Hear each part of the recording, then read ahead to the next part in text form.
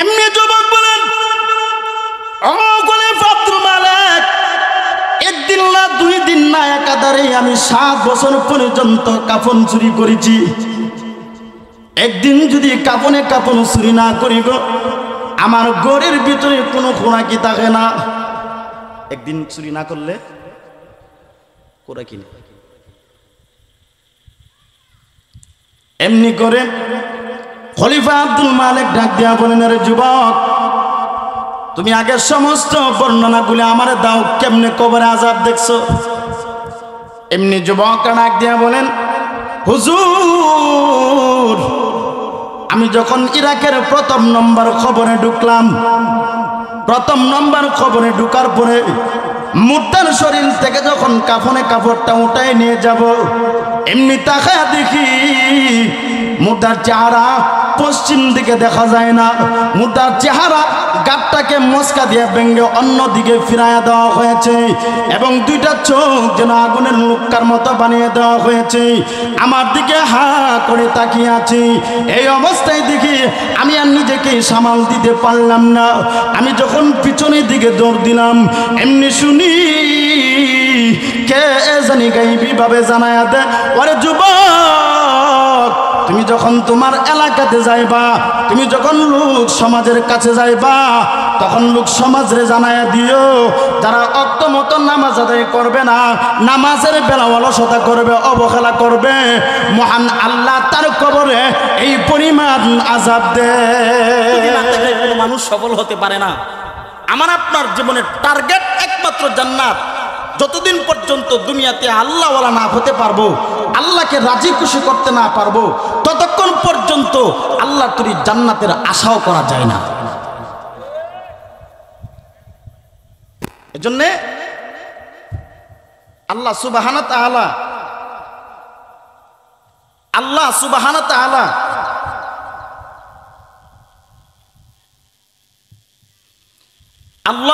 ওয়া তাআলা আমাকে আপনাকে তার গোলামির জন্যই পাঠাইছেন। কিসের জন্যে? এখন গোলামি করি আর না করি, আমাদের প্রত্যেকেই কিন্তু মরতে হবে। গোলামি করলেও মরণ হবে, গোলামি না করলেও মরণ হবে।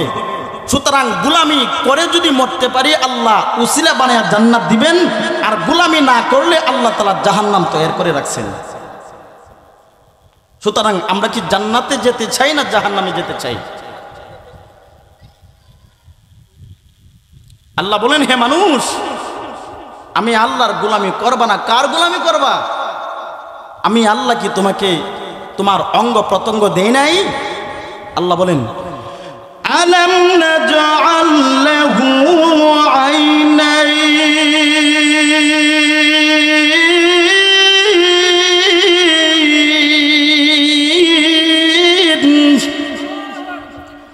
ওয়া লিসানাও ওয়া শাফাতাইন।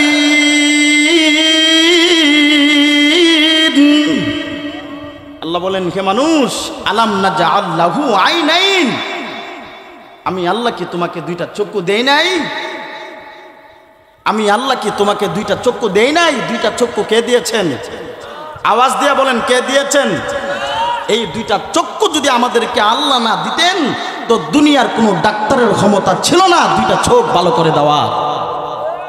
কোনো টাকাওয়ালার, কোনো পয়সাওয়ালার, কোনো রাজার, কোনো বাদশার, দুনিয়া কোনো ক্ষমতার, কোনো কিছুর ক্ষমতা ছিল না এই 2টা চক্ষু ভালো করে দেওয়া। ওয়ালিসানা ওয়া শাফাতাইন। আল্লাহ বলেন, আমি আল্লাহ কি তোমাকে তোমার জবান দেই নাই? আমি আল্লাহ কি তোমাকে 2টা টুর দেই নাই? হে মানুষ, তাকায় দেখো, তোমার মতো আমি আল্লাহ কুকুরকেও জবান দিলাম। আমি আল্লাহ তোমার মতো কুকুরকেও 2টা টুর দিলাম, কিন্তু 2টা টুর দিয়ে পানি পান করতে পারে না। কেন? আমি আল্লাহ ওই পরিমাণ শক্তি কুকুরকে দেই নাই। পানি পান করতে গেলে কুকুর জিহ্বা বাইর করে তারপর এইভাবে বসায় বসায় খায়। কথা কয় না, ঠিক না বেঠে? আল্লাহ বলেন, কে মানুষ, আমি আল্লাহ যদি তোমাকে ওই পরিমাণেই তোমাকে দিতাম, তাহলে তুমি সারা দিন পর্যন্ত পানির গ্লাসের ভিতরে সারাদিন জিহ্বা লাগায়া টানলো, বসাইলো, সারাদিনে তুমি একটা গ্লাস পানি পান করার সক্ষম তোমার হতো না। আল্লাহ বলেন, আমি আল্লাহর ইবাদত করবে না, কার ইবাদত করবে? আমি আল্লাহর গোলামি করবে না, কার গোলামি করবা? আল্লাহ অন্য এক জায়গায় বলেন, আমি আল্লাহর ইবাদত করতে যদি তোমাদের ভালো না লাগে, আমি আল্লাহর জমিন ছেড়ে অন্য কোথাও চলে যাও। আচ্ছা বলেন তো, এই বাংলাদেশ কার জমিন? আরো জলে বলেন কার? সৌদি আরব। এখন যদি আমরা চিন্তা করি এই জমিনটা আল্লাহর, আমি অন্য একটা রাষ্ট্রে চলে যাব, সম্ভব? যেখানে যাব সেখানেই আমার আল্লাহর জমিন। আল্লাহ পাক আমাদেরকে দমক দিয়ে বলেন, আমি আল্লাহর ইবাদত করতে ভালো না লাগে তাহলে আমি আল্লাহর জমিন ছেড়ে অন্য কোথাও চলে যাও। আল্লাহ বলে দিয়েছেন, সাবধান, আমি আল্লাহর জমিন ছেড়ে কোথাও যেতে পারবা না। যেখানে যাইবা সেখানেই তো আমি আল্লাহর জমিন, যেখানে যাইবা সেখানে আমি আল্লাহর জমিন, যেখানে যাইবা সেখানে আমি আল্লাহর জমিন। সুতরাং তোমরা ইবাদত ছাড়া আর কোনো পথ তোমাদের নাই। ইবাদত ছাড়া কি নাই? আর কোনো পথ নাই। এর জন্য হয়তো মানুষ জান্নাতে যাবে, না হয় জাহান্নামে যাবে। এখন জান্নাত আর জাহান্নাম এমন একটা জায়গা, যারা জান্নাতে যাবে তাদের আরাম আয়েশের কোনো জিনিসের অভাব নাই, আর যারা জাহান্নামে যাবে তাদের কষ্টেরও কোনো শেষ নাই।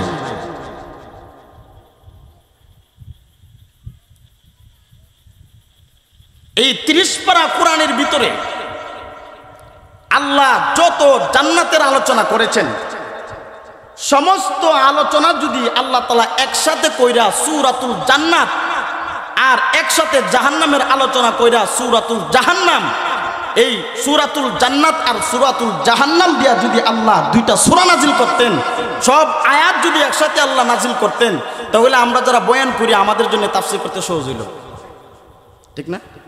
কোরআন বাড়ি করলাম আর জান্নাতের আলোচনা, কোরআন বাড়ি করলাম আর জাহান্নামের আলোচনা, গোটা 30 পারা কোরআন আর হাতানোর সুযোগ বা 30 পারা কোরআনুল এই হাতানো আর আমাদের কোনো প্রয়োজন ছিল না। কিন্তু আল্লাহ তাআলা একসাথে কেন আনেন নাই? আর একসাথে কেন আল্লাহ তাআলা জান্নাত আর জাহান্নামের আলোচনা করেন নাই? কেন করেন নাই? এমনও আছে, এমনও বুজুর্গ পাওয়া যায় যে দুনিয়ার জমিনে নামাজের ভিতরে দাঁড়াইয়া যখন জাহান্নামের কোনো আয়াত আসতো, তেলাওয়াত করতেন, তখন অজ্ঞান হয়ে জমিনে পড়ে যাইতেন। ইমাম আবু হানিফা রাহমাতুল্লাহি আলাইহি আমতাজুল ইয়াউমা আইয়ুহাল মুজরিমুন এই আয়াত যখন পড়তেন তখনই তিনি অজ্ঞান হয়ে যেতেন। এই সব জাহান্নামের আয়াত যদি একসাথে করতেন, তো একসাথে করার পরে মানুষের জাহান্নামের আয়াত শুনতে শুনতে শুনতে শুনতে কলিজা ফাইটটা মারা যেত। কথা কয় না? অনেক সময় আর সব জাহান্নাম জান্নাতের আলোচনা একসাথে করতেন, তো জান্নাতের সব আলোচনা একসাথে করলো, আলোচনা করতে করতে করতে করতে অনেক সময় বেশি আনন্দ, কিন্তু মানুষ অনেক সময় অজ্ঞান হয়ে যায়, ঠিক না? এই জন্যে জান্নাত আর জাহান্নামের আলোচনা এমন একটা আলোচনা যে এই আলোচনার এর মূল জায়গা হচ্ছে দুনিয়া। দুনিয়ার জমিনের ভিতরে আমি ইবাদত বন্দেগী করে যদি রাজি খুশি আল্লাহকে করতে পারি, আল্লাহ পাক পরকালে আমাদেরকে জান্নাত দিয়ে দিবেন। আর ইবাদত না করে যদি মারা যায় তাহলে পরকালে আল্লাহ তাআলা আমাদেরকে জাহান্নাম দিবেন। সুতরাং মান আমিলা সালিহান ফালিনাফসিহি, এই যে দুনিয়াটা, দুনিয়া থেকে চলে গেলে পরকালে একমাত্র নেক আমল ছাড়া আর কোনো কিছু আপন হবে না। কবরের মধ্যে কি আপন হবে? আওয়াজ দিয়ে বলেন কি হবে? একমাত্র নেক আমল হবে আমার কবরের সাথে, আর বদ আমল হইলে জাহান্নাম ছাড়া আমাদের কোনো উপায় নেই। এই জন্য আল্লাহ তাআলা যারা জান্নাতি হবে, জান্নাত থেকে সরাসরি তার কবরে একটা রাস্তা দেওয়া হয়, জান্নাতে আরাম আয়েশ কবরে বসে বসে সে বুক করে। আর যদি জাহান্নামী হয় তাহলে জাহান্নামের দরজা খুলে দিয়া ওই কবরে একটা রাস্তা দেওয়া হয়, জাহান্নামের আগুনের আযাব সে কবরেই বুক করতে থাকে। এই জন্য আল্লাহ তাআলা মাঝে মাঝে মানুষের কবরে আযাব দেখাইছেন। আল্লাহ তাআলা মাঝে মাঝে কি করছেন? কবরে আযাব দেখাইছেন। কেন দেখাইছেন? যাতে করে আমরা সতর্ক হই। এই আযাব দেখার পরও যদি মানুষ সতর্ক না হয়, কোন দিন সতর্ক হবে? দুইটা চোখ বুঝে গেলে আর সতর্ক হওয়ার কোন সুযোগ আছে? কোনো সুযোগ নেই। এই জন্য খলিফা আব্দুল মালিকের জামানায় একটা যুবক তিনি বের হইয়া রাত্রিবেলা খলিফা আব্দুল মালিকের কাছে আইসা কান্নাকাটি করতেছিল। জিজ্ঞাসা করলেন, দরজা খুলে দিলেন। তিনি জিজ্ঞাসা করলেন, কেন কান্দো? তিনি বলেন, হুজুর আমি এমনিতে কান্দি না, আমার চোখে নিজের চোখে কয়েকটা কবরে আযাব আমি দেখছি। সুবহানাল্লাহ কি তিন আমার ভাইরা, খলিফা আব্দুল মালিকের জামানায় একজন নওজোয়ান যুবক এবার খলিফা আব্দুল মালিকের কাছে এসে বলেন, হুজুর আমি এমনিতে কান্দি না, আমি কান্দি নিজের চোখে কয়েকটা কবরে আযাব দেখছি। এমনি খলিফা আব্দুল মালিক বলেন, আরে যুবক তুমি কেমনে কবরে আযাব দেখছো? এমনি করে যুবকটা ডাক দিয়ে বলেন, হুজুর আমি একদিন না 2 দিন না একাধারে 7 বছর পর্যন্ত আমি কাফন চুরি করেছি। আগের যুগে কাফনে চুর আছে, আর এখনের যুগে বদনা চুর আছে। কথা কয় না? ঘরের মধ্যে কাপড় চুর দেখছুন নাই, এটি কারা করে জানেন? সারা রাত ভর পর্যন্ত তাস খেলে, জোয়া খেলে, টাকা নাই পয়সা নেই, বাড়িতে যা, মাও দে লাত, বাপেও দে লাত, এখন আর যাইবার জায়গা নেই, টাকা পাইব কই? নেশা তো তারা ধরছে। এই নেশার কারণে রাত তার চুরি করা ছাড়া, গরু চুরি করা ছাড়া আর কোনো উপায় নেই। এমন মন আমরা সমাজে নাই। কথা হয় না?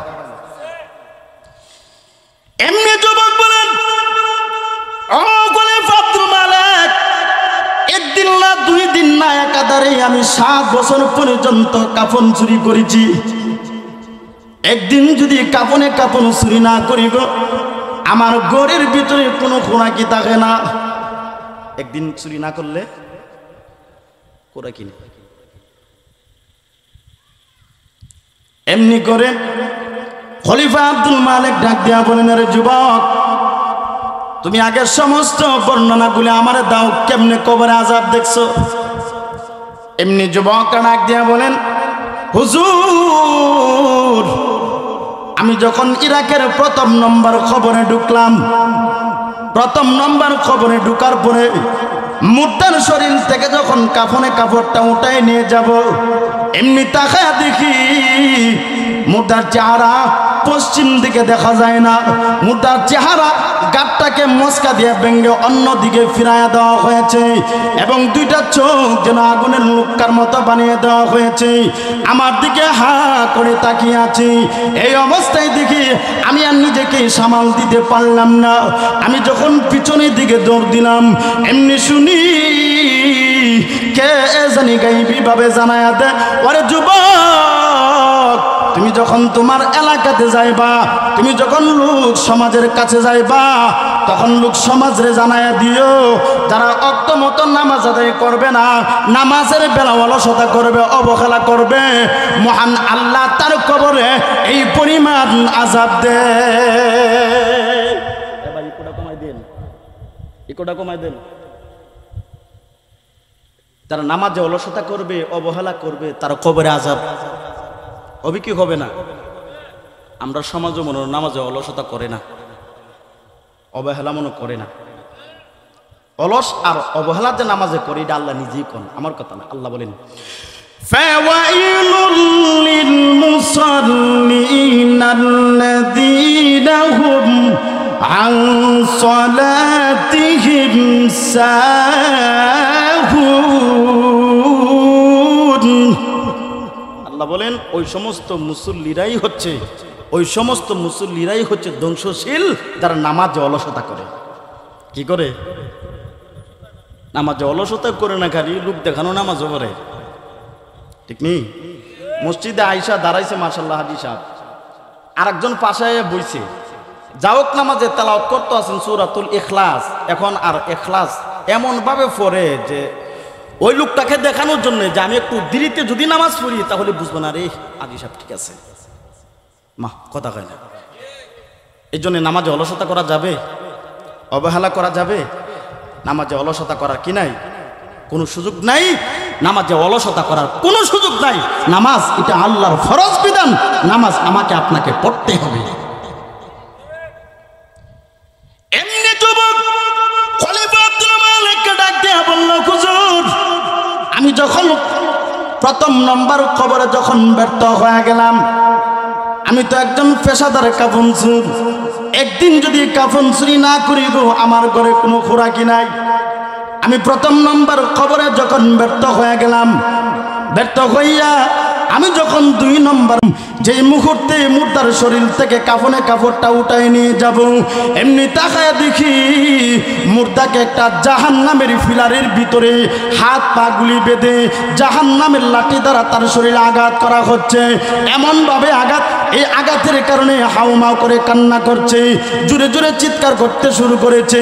এই চিৎকারের আওয়াজ শুনে ওই যুবক বলেন, আমি আর নিজেকে সামাল দিতে পারলাম না।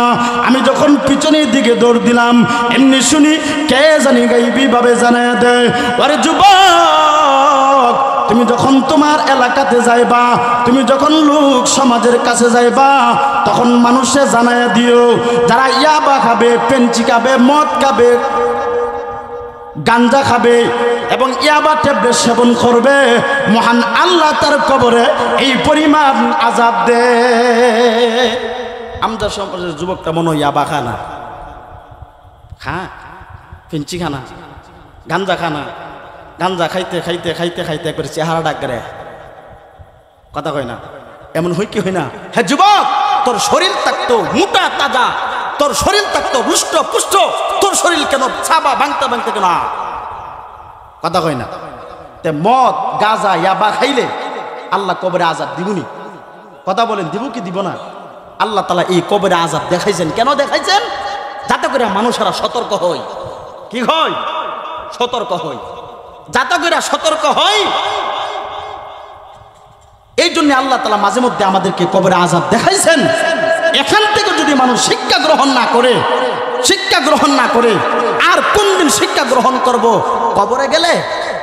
কথা বলেন, কবরে গেলে তো শিক্ষা গ্রহণ করতে হবে দুনিয়াতে। জাহান্নাম থেকে বাঁচতে হবে কি হবে না? আর জোরে বলেন, হবে কি হবে না? আল্লাহ তাআলা আমাদের সকলে আমল করার তৌফিক দান করুন। সকলে বলে আমিন। আসসালামু আলাইকুম ওয়া রাহমাতুল্লাহ।